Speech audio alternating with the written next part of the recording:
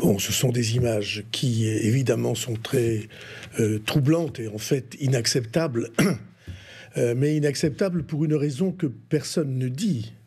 C'est que ceux qui manifestent, ce sont les principales victimes s'il n'y a pas de réforme des retraites.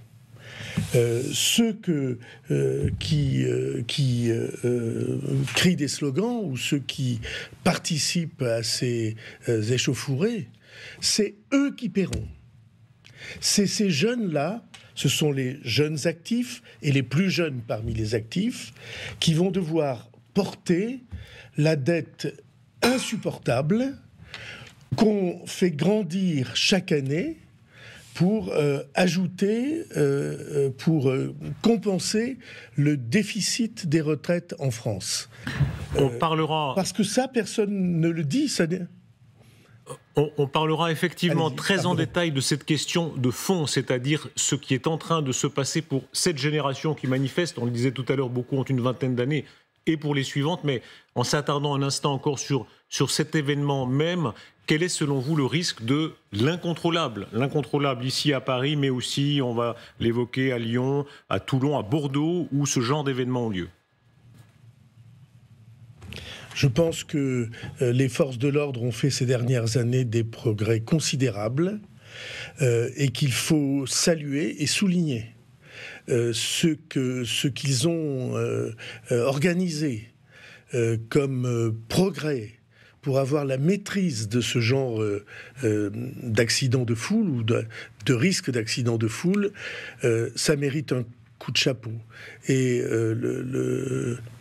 les réunions qui ont été organisées, les progrès sans cesse maintenus, les études parfois extrêmement poussées et scientifiques qui sont faites, et le préfet de police y participe, et tous les syndicats, vous avez entendu Monsieur Joron, les syndicats sont partie prenante de cette maîtrise du risque, et ça passe par le respect des manifestants, éviter les affrontements, éviter la confrontation, éviter la violence et les chocs. Est-ce que et ça mérite un coup de chapeau. Est-ce que cependant, il faudra être ferme dès lors qu'il s'agit d'un blocage possible ? Le ministre de l'Intérieur disait ni bordélisation ni zadisation, ce sont ces termes. Est-ce que dès lors qu'on parle des raffineries, qu'on parle vraiment de l'alimentation nécessaire du pays, il faut être plus ferme ? Il n'y a pas une société dans le monde qui puisse survivre au désordre absolu que certains mouvements, certaines tendances voudraient créer et faire flamber. Il n'y a pas une société dans laquelle on puisse étudier, travailler, projeter son avenir si on est dans la violence, si on est dans le fait qu'on fait flamber les choses, ou si on est dans le fait que, par exemple, les poubelles ne sont plus relevées et que s'entassent plus de 10 000 tonnes de poubelles avec tous les risques sanitaires que cela comporte. Il est temps d'y remédier, pardon. C'est le fait le plus anecdotique, mais évidemment, ça frappe en France et dans le monde entier. Ces images des poubelles dans Paris, une partie est brûlée maintenant. Mais pour vous, il est temps maintenant, là, immédiatement, d'y remédier ? Il est temps depuis plusieurs jours. Le fait qu'on se satisfasse de cette espèce de dérive qui fait que la capitale de la France, la ville lumière, la ville vers laquelle convergent tant et tant d'habitants de la planète pour découvrir quelque chose de grand et de beau, que ce soit enseveli sous les détritus, c'est insupportable, avec tout ce que ça fait courir comme risque que nous savons de sanitaire et de rats, enfin tout ce que l'imaginaire collectif met sous des monceaux de poubelles qui ne sont pas relevés. On ne peut pas vivre comme ça, vous comprenez ? Et laissez-moi finir la phrase, pardon. Je voudrais vous dire pourquoi on ne peut pas vivre comme ça. Parce que ceux qui trinquent, ce sont les plus pauvres. C'est ceux qui n'ont pas les moyens d'avoir des résidences, d'avoir de beaux appartements, et qui ont seulement leur ville pour être fiers. et pour avoir de la beauté autour d'eux, pour découvrir ce que les perspectives sublimes que des Haussmann ont mis en place. C'est eux, les pauvres, qui sont les victimes et qui trinquent. On dit qu'on se bat en leur nom, on se bat contre leur vie et leur cadre de vie. Et donc oui, pour moi, c'est inacceptable et c'est pourquoi la sécurité est le premier des droits de l'homme. Vous avez dit tout à l'heure, certains ont encouragé à ces désordres. Qui, politiquement, est responsable de cela ? Non, j'ai aucune envie de jouer au jeu de c'est la faute des autres. Je trouve qu'en France, le leitmotiv c'est la faute des autres. Quand on est dans un camp, on pense que c'est la faute des autres, de l'autre camp, et réciproquement. Et moi, je ne veux pas être dans un camp. Je veux, chaque fois que nécessaire, si je peux, si nous avons la force morale nécessaire, je veux défendre le bien, le patrimoine commun que nous construisons ensemble. Et donc, j'ai aucune envie de mener des procès contre les uns ou contre les autres. Alors, François Bayrou, j'ai des idées, j'ai les yeux ouverts. Je ne suis pas totalement stupide, mais je n'ai pas envie d'être procureur. Alors, c'est très louable, mais alors, François Bayrou, si vous ne voulez pas parler de la faute des autres, est-ce qu'il y a une part de faute dans votre propre camp ? Le 49.3, il est dans la Constitution. C'est pas un putsch, on l'a bien compris, mais le fait qu'il soit ressenti de cette manière, est-ce que ça n'a pas été sous-estimé par votre propre camp ? Pas du tout, mais ce qui a été une insuffisance, c'est qu'on n'a pas réussi ou qu'on n'a pas su partager avec les Français les raisons qui font que cette réforme, et je pèse mes mots, pardonnez-moi de le faire, que cette réforme est vitale. C'est-à-dire que ce que nous jouons là, c'est l'essentiel ou une part essentielle de notre avenir. Pourquoi cette réforme est vitale ? Je reprends les chiffres et je ne vous embêterai pas longtemps avec les chiffres. Les pensions de retraite, le coût des pensions de retraite, c'est 345 milliards. Il faut rappeler qu'un milliard, c'est 1000 millions d'euros.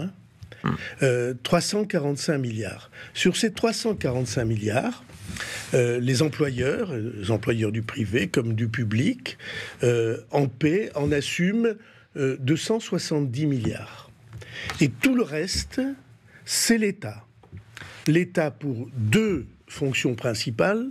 La première, il compense les sacrifices ou les aides ou les coups de pouce qu'il demande aux caisses de retraite.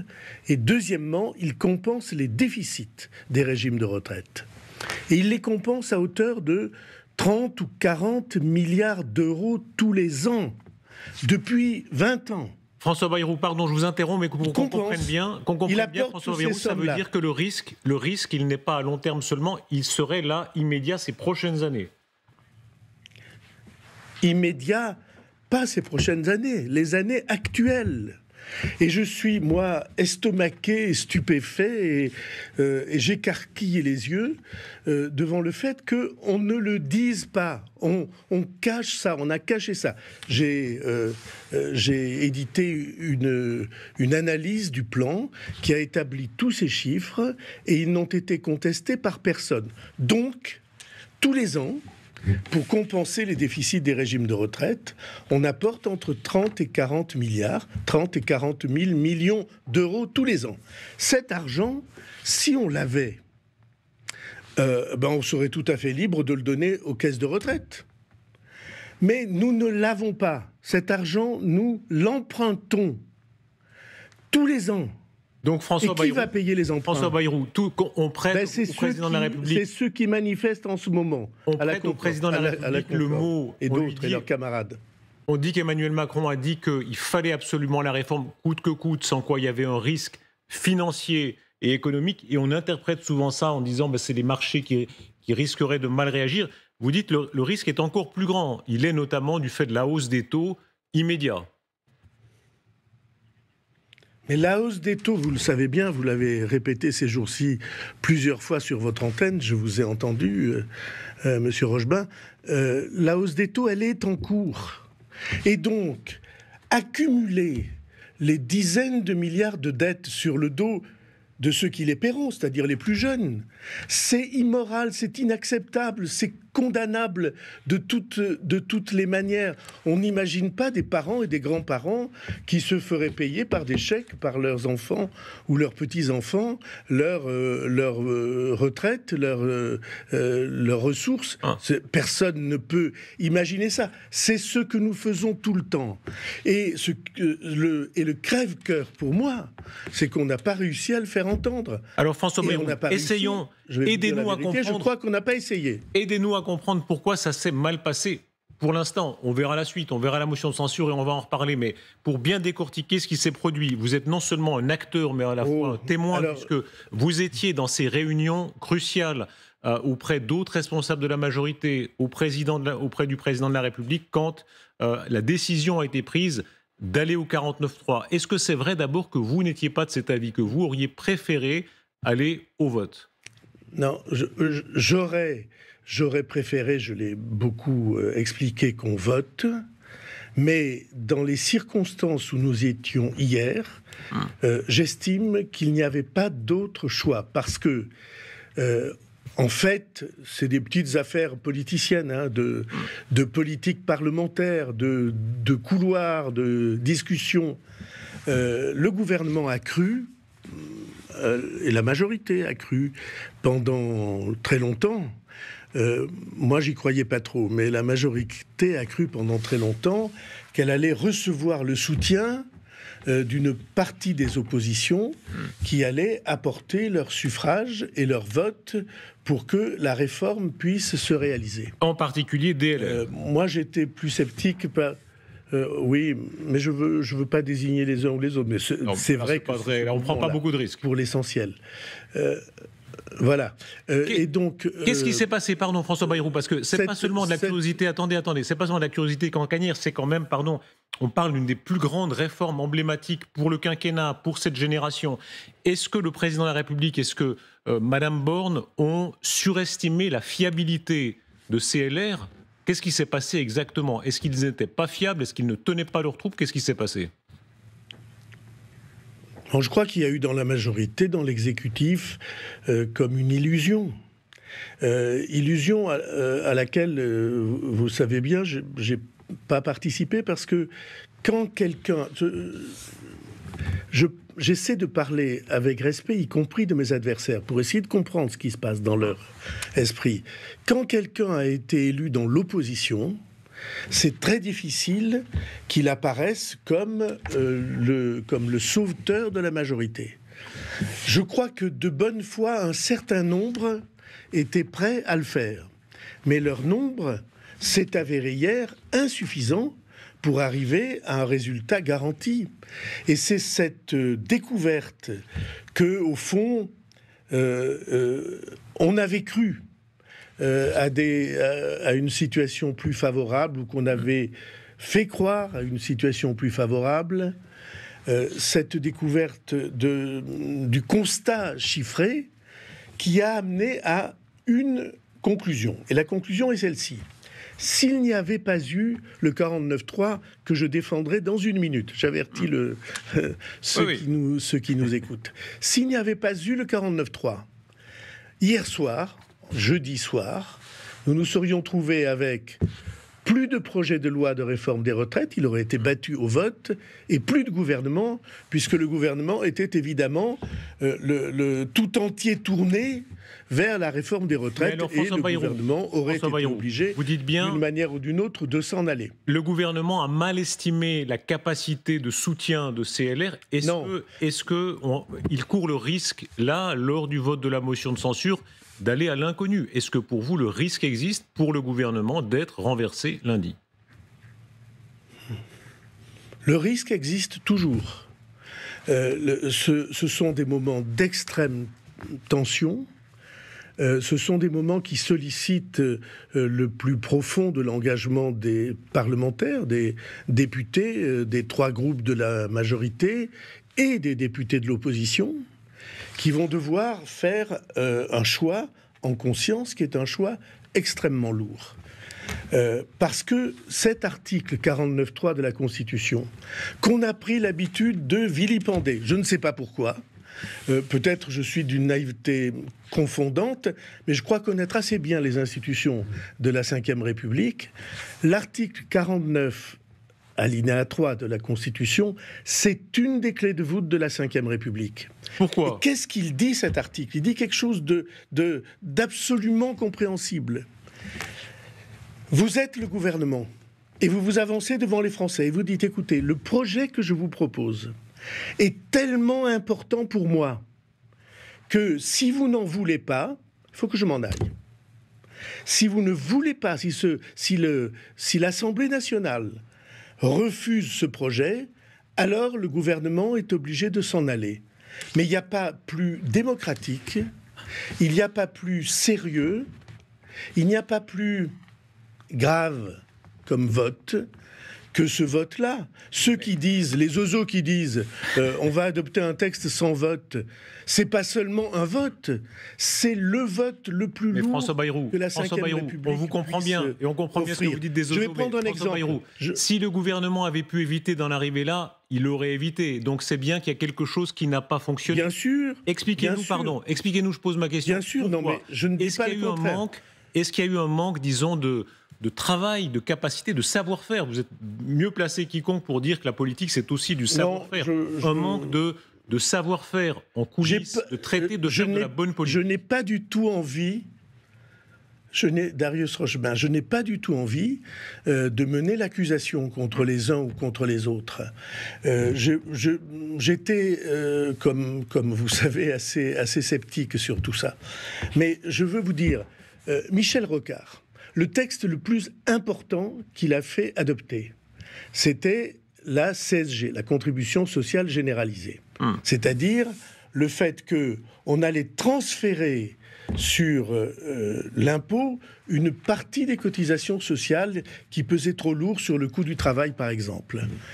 Comment l'a-t-il fait adopter ? Par le 49.3. J'étais député. J'étais pas dans les rangs de Michel Rocard et de la majorité de l'époque, qui n'avaient pas de majorité. Mais il y a des moments où c'est si profond, si grave, si lourd, que vous faites passer votre esprit de préférence partisane après l'intérêt général.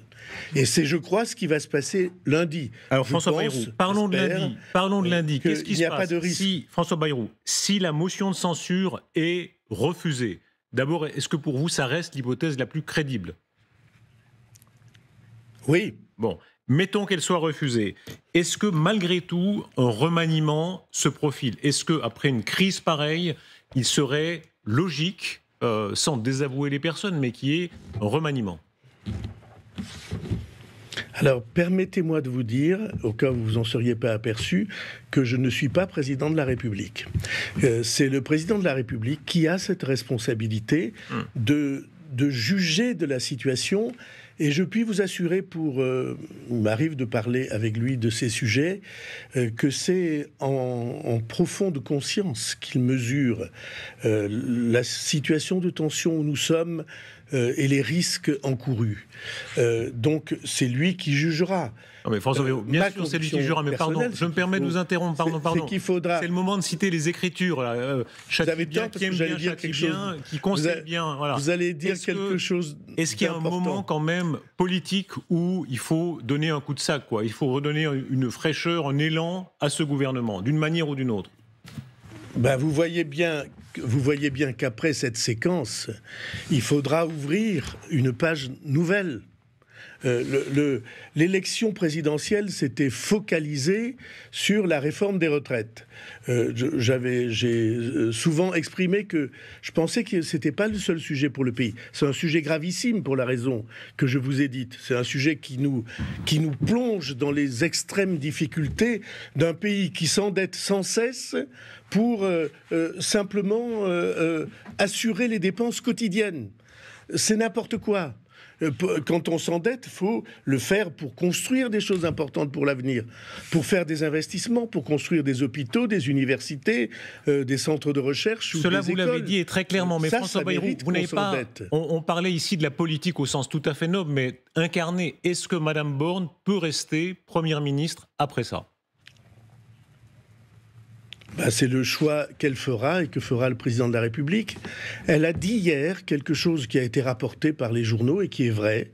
Elle a dit que son intention n'était pas de mettre son cas particulier dans la balance. Qu'elle était prête à encourir les risques au nom de l'ensemble de la majorité. Et comme vous avez vu, elle l'a fait courageusement devant l'Assemblée déchaînée, les hurlements. Faut savoir que c'était à un point tel que les députés qui étaient dans l'hémicycle n'ont pas entendu le discours de la Première ministre. Vous, nous les avons entendus grâce à vos micros qui sont savamment réglés pour amoindrir le son de l'hémicycle et rendre plus présent le son du micro de l'orateur. Mais les députés dans la salle, j'allais dire, les pauvres députés qui vivent tout ça comme quelque chose de déshonorant, et qui en sont profondément blessés. Les témoignages sont innombrables, ceux que je reçois, qui disent « mais c'est pas possible de continuer comme ça ». Il y a là quelque chose qui nous déshonore comme représentants du peuple. Oui. François Bayrou, il y a aussi, il y a vos députés, mais il y a aussi les députés, soit du RN qui ne pensent pas ça, soit surtout de la France Insoumise qui ne pensent pas ça. Et c'est eux, précisément, qui chantaient la Marseillaise. Quel jugement vous portez sur eux ? Ils ont choisi un mode de déstabilisation. Quelqu'un a employé le mot de ZAD, c'est quelque chose de cet ordre. Ils ont choisi la déstabilisation maximale pour empêcher l'exercice normal du pouvoir. Je pense qu'ils se trompent profondément pour notre démocratie, pour notre vie en commun. Mais c'est ce qu'ils ont choisi, et c'est ce qu'ils sont en train de faire. Et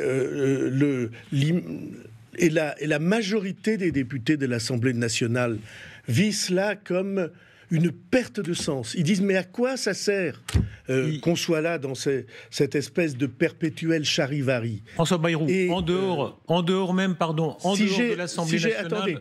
En dehors même de l'Assemblée nationale, tout à l'heure, c'est nos envoyés spéciaux qui le disaient, on a brûlé des effigies en carton d'Emmanuel Macron. Ça rappelle, pendant la crise précédente, notamment Emmanuel Macron qui avait été en effigie décapité. Comment est-ce que vous jugez ce genre de représentation ? Vous savez bien, je la juge comme vous et comme la plupart de ceux qui nous écoutent. C'est attristant au point d'en être inquiétant. Le fait qu'on joue avec des effigies pour leur faire subir les tortures et les supplices, c'est un très mauvais signal pour un pays. Pourquoi ? Parce qu'il y a des enfants, il y a des gosses qui voient ça et qui, après tout, finissent par s'habituer à ce genre de comportement violent. Et donc, pour moi, évidemment, vous n'attendiez pas une autre réponse, je trouve que c'est très mauvais signe sur l'évolution de notre état d'esprit en tant que pays. François Bayrou, vous incarnez... Si nous ne sommes pas capables de corriger ça, oui, mais si nous ne sommes pas capables de corriger ça, alors nous allons rencontrer de très graves accidents comme pays, comme nation. Est-ce que c'est le moment que le vieux monde politique reprenne un peu la main quand on voit que le gouvernement, de fait, a raté une partie de son coup? La presse internationale est très sévère sur ce qui s'est passé. Et il n'y a pas besoin d'être de façon très objective. Évidemment, s'il n'y avait pas eu le 49.3, ça aurait été mieux pour vous. Est-ce que c'est le moment de revenir à un certain savoir-faire politique qu'on a beaucoup appelé le vieux monde ? Oui, mais que je n'ai jamais appelé le vieux monde, d'abord parce que sans doute j'ai fait un long bout de chemin avec ce monde-là, et qu'il y avait des personnalités politiques de ayant un très grand sens des responsabilités et de très grande culture démocratique. Oh, ça s'est perdu. Vous savez, c'est une respiration. Oui, bien sûr. C'est l'accident Enfin, c'est comme ça que ça s'est passé. Mais c'est une respiration. Il y a des moments où les peuples ont besoin de renouveau et de jeunesse. Et puis, il y a des moments où ils ont besoin d'expérience. Alors, si on pouvait avoir la jeunesse et l'expérience en même temps, malheureusement, c'est très peu souvent le cas. Et donc, je sais que dans beaucoup d'esprits aujourd'hui, il y a l'idée que tout ça n'est pas à la hauteur. Dans beaucoup d'esprits, il y a l'idée qu'on ne peut pas s'accommoder d'accepter, de baisser les bras, et qu'il va falloir donner au pays, partager avec les Français, responsabilité que le président de la République va devoir exercer, partager avec les Français une autre vision de l'avenir et au fond une autre hiérarchie des valeurs qui nous font vivre ensemble. Alors François Bayrou, traduisons tout cela. Pardon, vous savez que c'est une question de personne aussi. C'est un secret de polichinelle que vous étiez assez critique lors de la nomination de Madame Borne. Est-ce que, en termes de personne, cela doit jouer? Vous-même, est-ce que vous êtes candidat Premier ministre? Non, cette présentation-là, si vous croyez que je viens à votre micro et que nous avons un duplex aussi important depuis Pau, depuis les Pyrénées, pour faire acte de candidature à une fonction, alors c'est que vous n'avez pas compris où j'en suis aujourd'hui. Je n'ai pas de carrière, je n'ai pas de souci de carrière. Probablement j'en ai eu, comme tout le monde. Mais aujourd'hui, je suis devant le spectacle d'un pays qui s'abandonne et qui a le sentiment d'être abandonné par tous les cadres à qui il avait fait confiance. Je ne parle pas des personnalités, mais les cadres du pays, la loi, la Constitution, François la Bayrou, fonction parlementaire. Est-ce que le mal n'est pas encore plus profond? Vous dites un pays qui s'abandonne. On va parler dans un instant de la Chine, des États-Unis, de la grande compétition mondiale. Ce pays qui, à tort ou à raison, ne veut pas prolonger le temps de travail dans... Est-ce que ça n'est pas un pays qui ne veut plus jouer la certaine carte d'une compétition extrême, encore une fois, à tort ou à raison, que d'autres, à notre place, vont jouer, notamment les Chinois? Bon, c'est évidemment une question très importante. Et c'est probablement la question en géopolitique, en relations politiques entre les grands États et les États dans le monde. C'est la question que vous dites. Il n'y a pas de destin pour un pays s'il n'est pas habité par cet élan vital, comme aurait dit un grand philosophe qui s'appelait Bergson, habité par cet élan vital de vouloir porter son destin au-delà même des limites qui lui sont imposées. C'est le cas, par exemple, pour la question de la démographie. On parle de la Chine. La Chine est devant un drame démographique.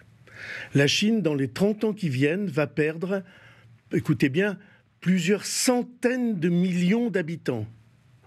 Et va évidemment se trouver en situation périlleuse du point de vue de l'équilibre de la société qui est la sienne.